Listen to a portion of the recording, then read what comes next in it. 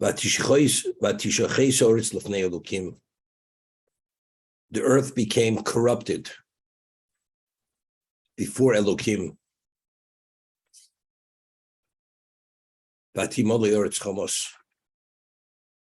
And the land was filled with thievery.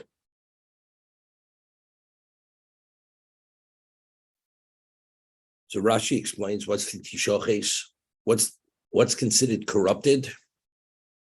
Loshen erva v'avodah zora. They violated the area of erva, forbidden sexual relations, and idolatry. Kimo, as it says in the Torah, pen tashchisun. Tashchisun is referring to idolatry.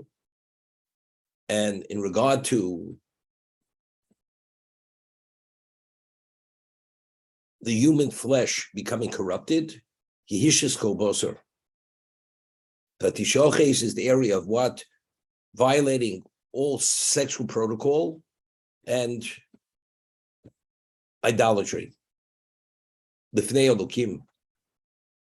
This is before Elokim. I mean, it could have said that the land became corrupted. What does that say? Lifnei Elokim. So seemingly the connotation is normally we have Midas Arachmin. But when things become too extremely negative, Elokim will not tolerate it any longer. So that's why it's Elokim. Normally Hashem doesn't allow the HaDin to enter into the fray, so to say, but because they became so corrupted, as a result of that, Elokim now is intervening, and now the record of mankind is going to be audited, which is Elokim, which is the Midas HaDin. Vatimoli or Chomos. Rashi says, and the land became filled with thievery. Chomos Gezel. Chomos is Gezel. So over here, the Balaturim writes, we find that the Novi says that the Mabul is referred to as Mei Noach, the waters of Noach. So if you look in the Balaturim, Mlamed, Mei Noach, that Chomos is Gematria Mei Noach. Chomos, which means thievery, and Mei Noach are the same numerical value. Mlamed Shepor Lem Mida Keneged Mida. It was measure for measure, because it was Chomos, therefore it was Mei Noach. The Gemara tells us in Zvochim that the water of the Mabul was not just ordinary water. It was the equivalent of sulfuric acid. It was first hot, and it was everything that went into that water totally dissolved, because it was the equivalent of sulfuric acid. So the Gemara asks, so why did the Teva? How was the Teva able to maintain itself if that was the environment? It was in this hot sulfuric acid. So Gemara says that HaKadosh Baruch Hu caused that the water around the table was ordinary cold water. That's why Ogmel Chaboshon, who was a giant, he was from pre-Mabul, and he himself hung on to the outside of the table. And that's how we survived. Because if he would have been in the water itself of the Mabul, he would have died. It was impossible to survive it. That's the Mei Mabul. That's Mei Noach is Gezel, is Chomos.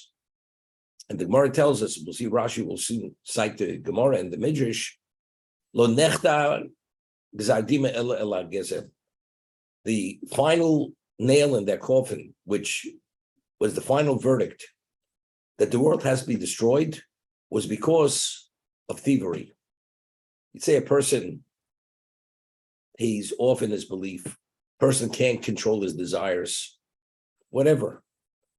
But to take things and to cross lines, which on the most basic level of society, you cannot have a society where people don't recognize and respect one another's ownership rights. and that was totally violated, that it was irrelevant who owned what, that's chomos. It says lo nechtam gzardinim ela gezel, because they violated thievery, took it over the top, and that brought about the verdict of total destruction of the world. That's vitimole. It became rife with chomos. Again, the Ramchal always explains what is Midas HaDin and what's Midas HaRachmim. Midas HaRachmim means, although the record, nobody's record is perfect. As Shlomo tells us in Koheles, there's no perfect tzaddik. But as long as the record is not audited, it's not a problem. But if Hashem allows Satan to audit the record, that's called prosecution. And once there's prosecution, that's the attribute of justice. Because the only way you're able to atone for that imperfection is you cannot survive it. That's Midas HaDin. The Gemara tells us, in Sanhedrin, that at the time of the great flood, there were tzaddikim. There were people who were devoutly righteous, but when Midas HaDin is in force, nobody's perfect enough. And therefore, even the tzaddikim perished. Because Midas HaDin was in place, and as I said, when the record of everybody is being audited, you cannot be perfect enough. We find by the Makas Bechoros, the Jews were not permitted to go out of their houses. So over there, Rashi cites the Chazal, because when Midas HaDin is in effect, it's not Mavchin bein Rosha leTzadik. It does not discern between a Tzadik and a Rosha, because you cannot be perfect enough. So the Mar asks, so why did Noach survive? Noach was not perfect. Nobody's perfect. And that the Mar answers, because Noach motzachim b'nei Hashem, as it says at the end of the portion of Bereshis, was Noach found special favor in the eyes of God. And we once discussed what was the favor. What did he have so special?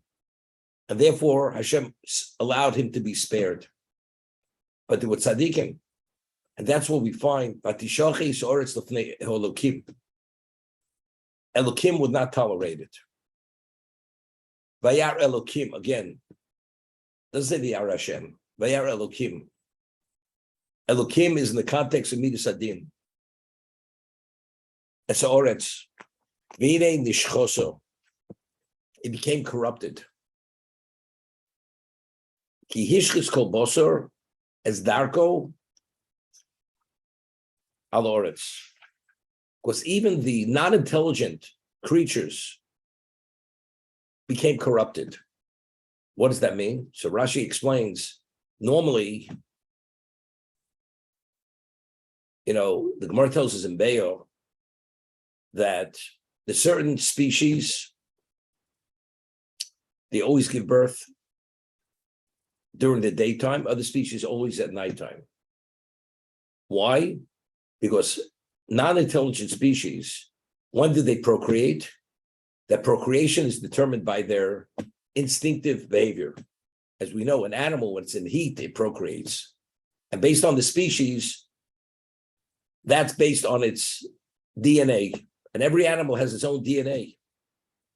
A human being is cohabits whenever he or she chooses to cohabit. Therefore, a human being could be born either during the daytime or the nighttime period. But other species where their procreation process is limited to their DNA only when they eat, therefore the ones who procreate at night give birth at night, during the day give birth in the day. But a human being who can procreate whenever the human being chooses, therefore a human being could be born during the day or the nighttime period. That's the Gemara in Be'o. Species who only procreate with their own species, that's part of the DNA. It's not attracted to another species.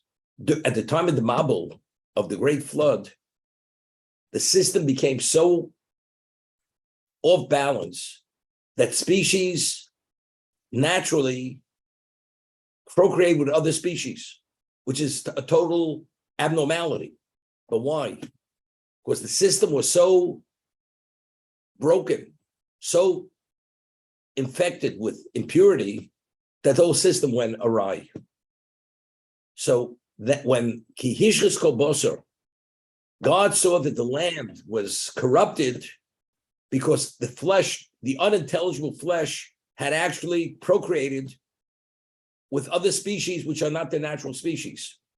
The behavior became abnormal.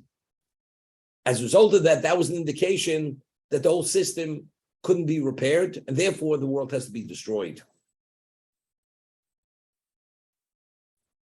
According to one interpretation, the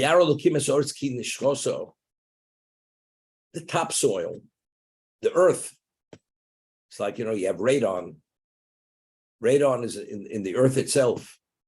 Because of man's behavior, and the earth is exposed, the terrestrial level, to the human being's behavior, so anything on the terrestrial level became spiritually impure. The unintelligent species, even the earth, 12 inches into the ground became impure.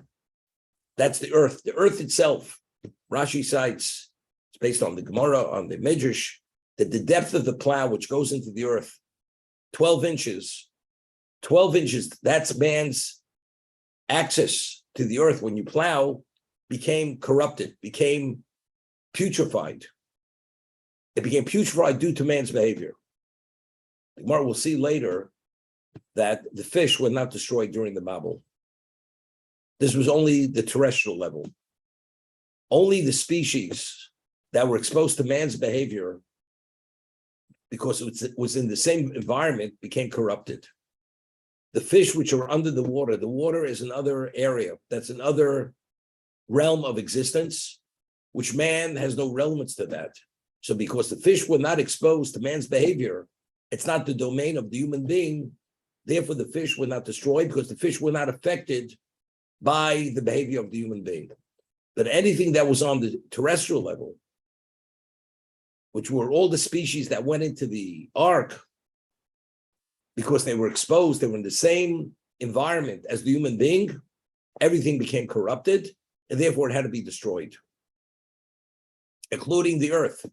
The topsoil, a foot into the topsoil, had to be removed.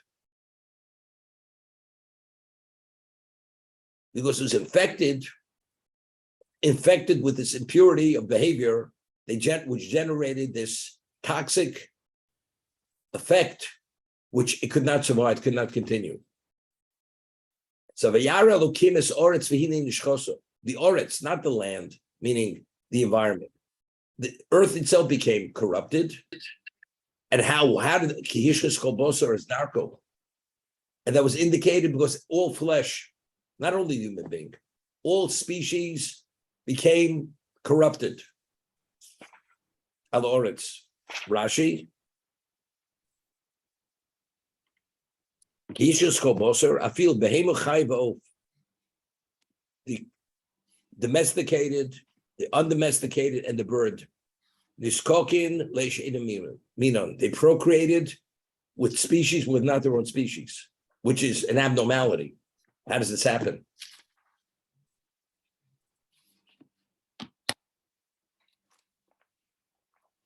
We speak about genetic engineering. We talk about crossbreeding. The only way you could crossbreed, it's done through human intervention. Crossbreed one species with another.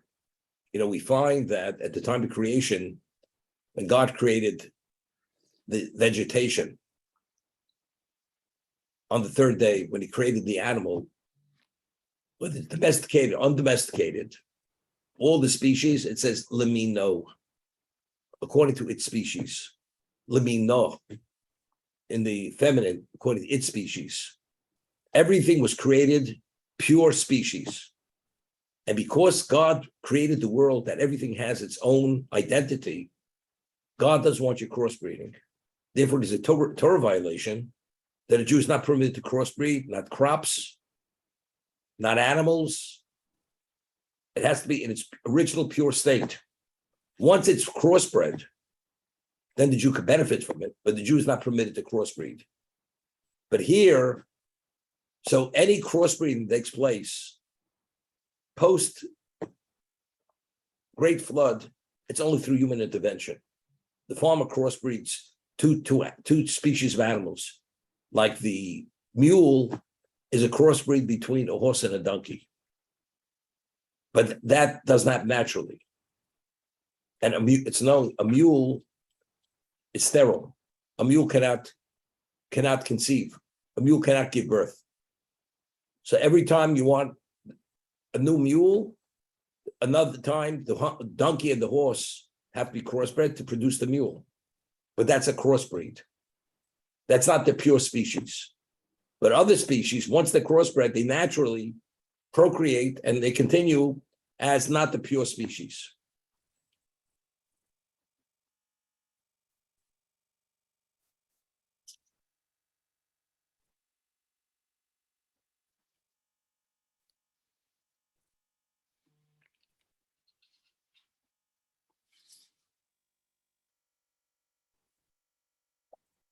You know, not so long ago, they had found a pouch of grain that in some kind of cistern or some kind of earthenware jug, and it was a pouch of grain going back 2,000 years. And the grain in this pouch was pretty much preserved. And they tested the quality of the grain. And the same thing, they had olives in a pouch. The quality of the grain and the olive of today does not compare with the quality. There was a certain innate quality of the grain and the olive in terms of what it possessed, the nutrients and everything else, because the world has been so stripped of its, and it's been crossbred. And, you know, if an acre is supposed to produce, let's say, so many bushels, and through genetic engineering, it's able to produce 100 bushels, where initially it can only produce 10 bushels. Evidently, the earth, the nutrients, if naturally it's supposed to produce 10, the innate quality of the 10 is a different quality of the 10. If the same earth produces 100 bushels due to genetic engineering, it's a different quality bushel of wheat that comes out of that acre of land. Whether the nutrients are artificial, but it's a lot of unnatural. That's what happens. It's a different reality. The Rechaim writes, when the Torah tells us that if you observe the Shemitah, that the crop of the 6th year will allow you to go until at the end of the 8th year, when you were able to harvest the crop that you had planted in the 8th year. It'll keep you over. But if you ask the question, how are we going to survive? So the Torah says, I will command my blessing, and you'll have a bumper crop of 3 years. So over there, he explains the Rechaim HaKodesh that initially, the same grain, under normal circumstances, that only sated you for a year, a third of that grain, Hashem will infuse it with a quality, it will sustain you for a year. You're eating the same grain, but it's a different quality grain. Different quality grain. But if you say, but quantity-wise, it's not enough to cover us, Hashem will command his blessing that in quantity, you'll have a 3-year quantity to cover you 3 years. But otherwise, the grain itself, eating a third of what you normally eat will be sufficient to sustain you. It will sate you, it'll sustain you, it'll give you whatever nutrients you need. There's something innate in the grain itself, in the fruit itself. That's what it is.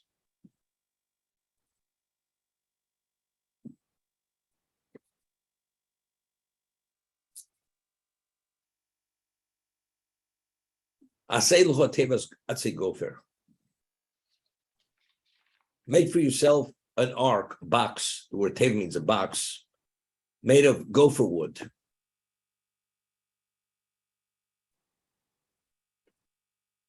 Kinim Tasets a table. And this ark should be constructed with cubicles in this ark, or rooms. So Rashi, Asel Tevas, Harbi Revachat Solofonov. If God wanted whatever he wanted of humanity to survive, or the animals and the species to survive, I mean, did God have to have Noah construct a table? It was a 120-year project. He built this edifice for 120 years. Why? If God wanted to save whatever he wanted to save and create a refuge, he could have created a refuge. He could have had them suspended animation, that they should not be affected by the what? By the Mabul. There's an argument in the Gemara in Zvochim, if the great flood covered Eretz Yisrael was never affected by the Mabul. The waters of the Mabul of the great flood never covered Eretz Yisrael. It's an argument. So the Gemara asks, but it says that everything on the dry land perished.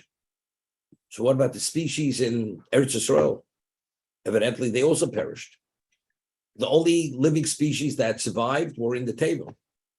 So evidently, the Mabul did cover Eretz Yisrael. That's the Gemara's question. So our answer is that in terms of the water did not cover Eretz Yisrael, but there were poisonous gases, noxious gases, which the water produced, and everything that was in the world became asphyxiated due to these noxious gases. So the land itself was in its pristine state. The land itself, the trees, the earth, everything remained in its pristine state. But the living species that were there, whether it's the birds, the reptiles, the insects, the human beings, they perished due to the gases that were actually produced by, as I said, it was sulfuric water. It wasn't just ordinary water. So those noxious gases actually poisoned whatever was alive on the terrestrial level. Okay? So Rashi asks, this is the Medrash, God, if he wants to create a refuge to save whatever he wants to save, the remnant of humanity or of the living species, he could have brought this about some other way. So why do you have Noah engaged in this 120-year project of building the ark? Why did he bother and burden Noah with this building of the structure? So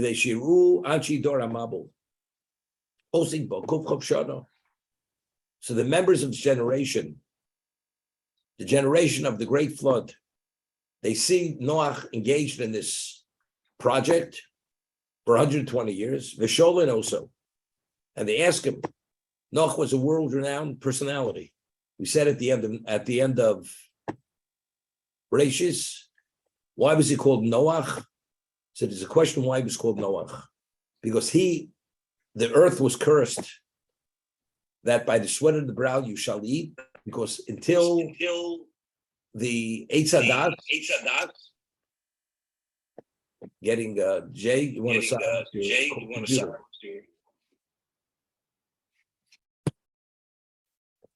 Until the Eitz HaDin, there was no weeds, there were no brambles, everything was pure, came out of the ground pure. After eating of the Eitz HaDin, God says by the sweat of the brow, now it's not so easy. Noah invented the plow, that they were able to plow, and because the plow, that's why life became easier. So Noah himself was a world-renowned figure. So when Noah now was given this task to build the table for 120 years, everybody took notice. And they said, Noah, what are you doing? So they would ask a question. So Noah would tell them that I have a direct communication from God that if you people don't change your behavior, God will destroy this world with a great flood. That was the interchange. And he tried to convince them to change their ways to prevent the destruction of the world. So that was the focal point of existence, was the table, was the project, which he was given for 120 years. Also,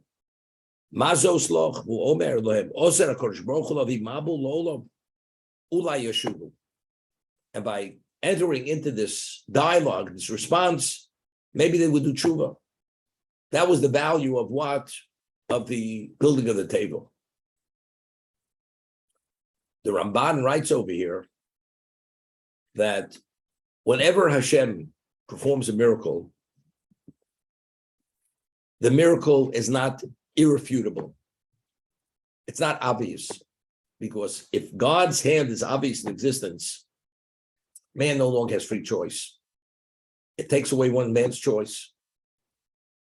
If God is undeniable, you cannot deny God's existence. Now, what were the dimensions, the specifications of the marble of the table? It's 300 amos long. Right? We'll see in a moment. 50 amos wide. So let's say an amos is 2 feet. That's maximum. It's 600 feet long, 100 feet wide, and 30 feet, 60 feet in height. We'll double what the amma is, 2 feet. And this, and at one level, Noach and his family was on the upper level. The second level were all the living species. The third level was all the waste, was on the third level, the bottom level. Now, 600 feet by 100 width and 160 in height. Every living species, 2 of the non-kosher, 7 of the kosher, domesticated, undomesticated, birds, reptiles, insects, went into this edifice that he built.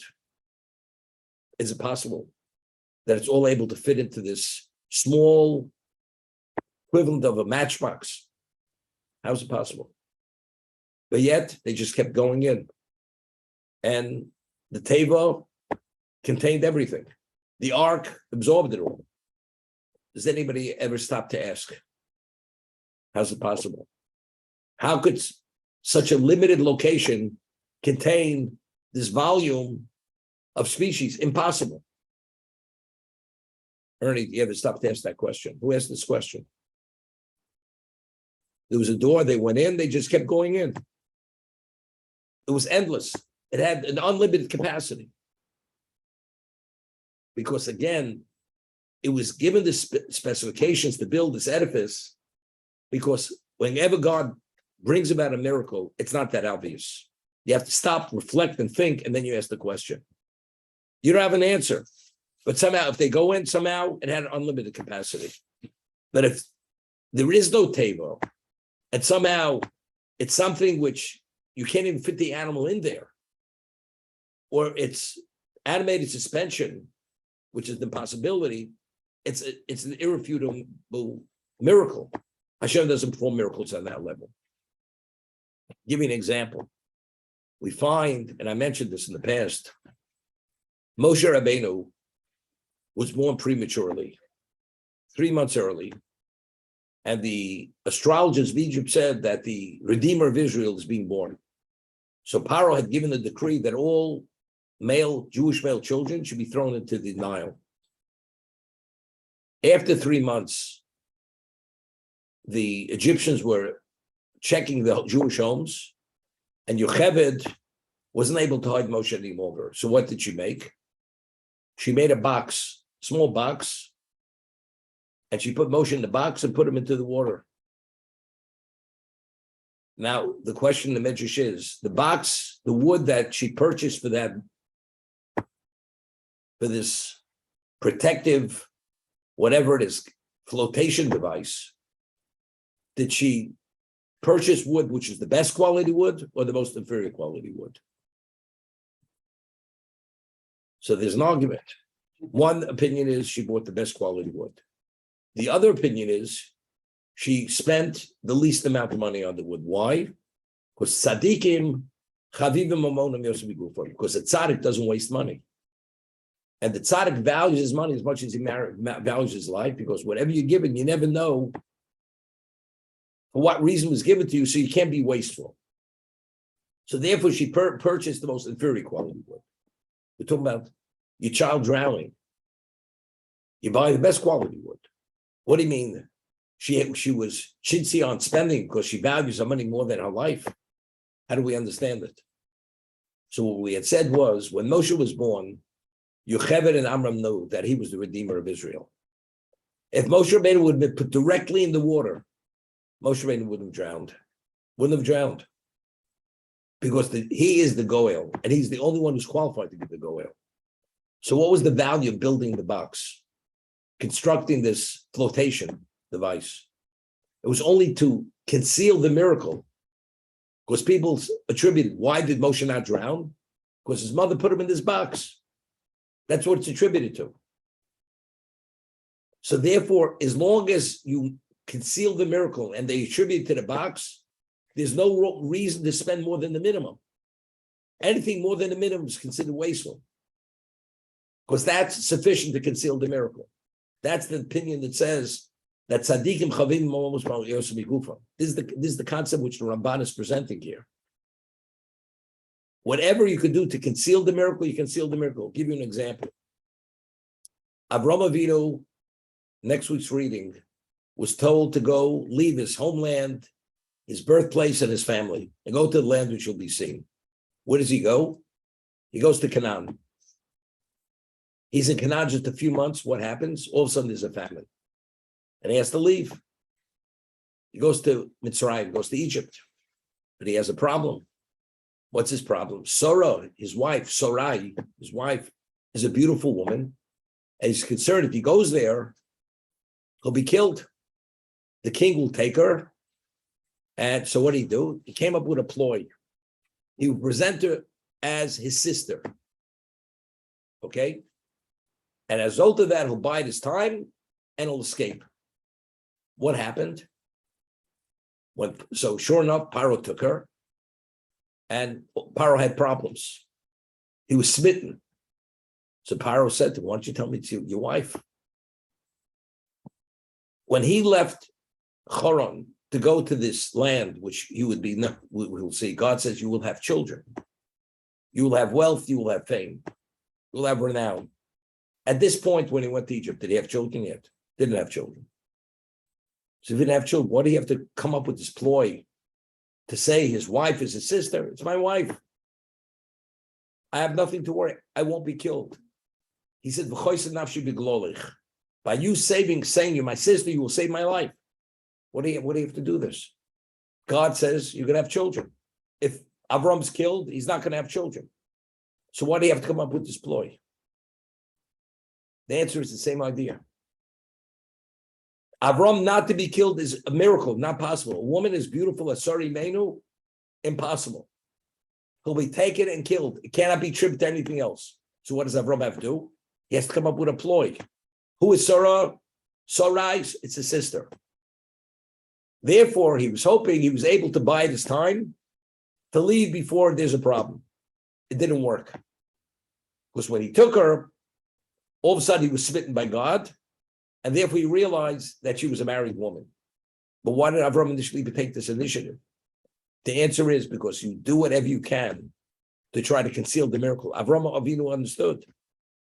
He was relying that by coming out this ploy, the miracle would manifest itself with this concealment. It didn't work. But even if he wouldn't have died because the promise to him that he's going to have children yet was not fulfilled.